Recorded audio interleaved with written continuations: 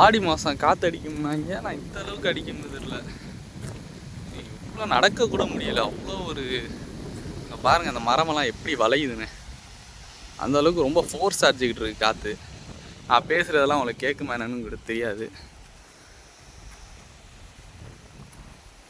அடிக்கிறது போங்க காற்று. நடக்க முடியலை. நடந்தால் பின்னாடி தள்ளிக்கிட்டு வருது. நான் நின்னோம்னாலும் அப்படியே பின்னாடியே தள்ளுது. நடக்கவே முடியல.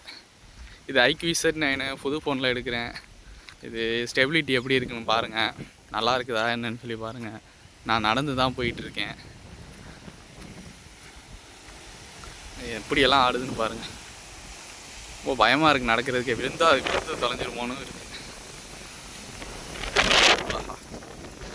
செல்ஃபோனை பிடிக்க முடியல. செல்ஃபோனே ஆடுது.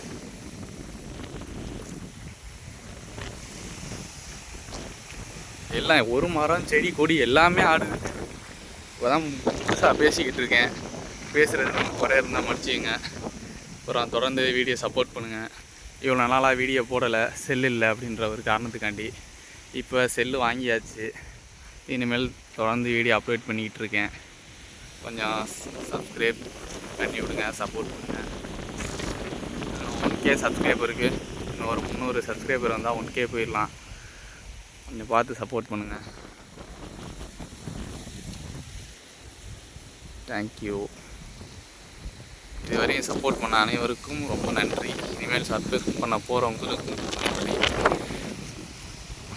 மறக்காமல் வீடியோ பார்த்துருங்க.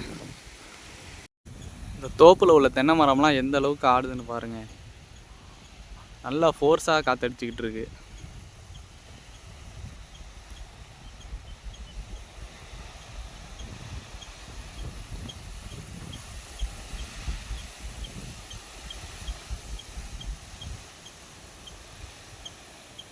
அப்படியே நடந்து வந்துக்கிட்டு இருந்தேன். திடீர்னு பார்த்தா ஆரஸ்வதி அந்த தோப்பு ஃபுல்லாகவே வந்து நெருப்பு பிடிச்சி எரிஞ்சு கிடந்துச்சு. அப்புறமாட்டி என்ன பார்த்தோம்னா, காற்றடிச்சதில் லைன் இருந்து அதுலேருந்து தீப்பொறி பட்டு ஃபுல்லாக வந்து ஃபயர் ஆயிடுச்சு.